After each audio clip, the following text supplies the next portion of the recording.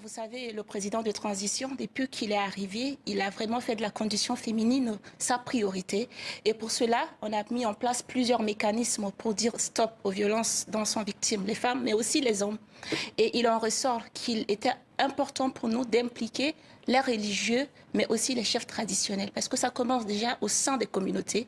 À travers cette conférence, le forum, le premier du genre au Tchad, nous avons pu réunir plus de 300 dignitaires venus de l'intérieur du Tchad, mais aussi d'autres dignitaires venus des pays amis et frères.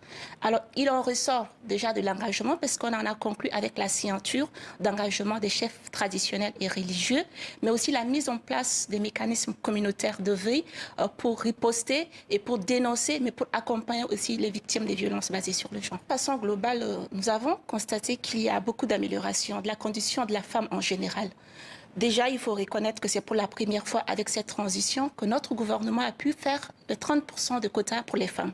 Nous avons aussi un quota de 30% des femmes au niveau du Parlement. Nous avons des femmes qui sont très actives parce que notre économie est portée par les femmes. Pour nous, il ne s'agit pas simplement de revendiquer la place des femmes au centre de pose de décision, mais d'accompagner la femme au plus bas échelle, faire en sorte qu'elles puissent être autonomes. Nous sommes allés rencontrer ces femmes, nous avons discuté avec elles, nous les avons accompagnées, donné de quoi accentuer ou agrandir leurs activités génératrices des revenus.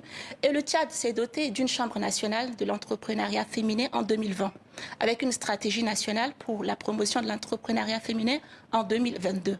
Donc, le cadre juridique institutionnel est propice. Les femmes elles-mêmes ont compris et elles ne sont plus dans l'optique d'attendre à ce que l'homme ramène la pitance à la maison. Elles ont trouvé que ce compromis n'était plus satisfaisant. Alors, elles sont plus entreprenantes. C'est vrai qu'il y a beaucoup de préjugés. L'accès des femmes à la terre reste encore un défi.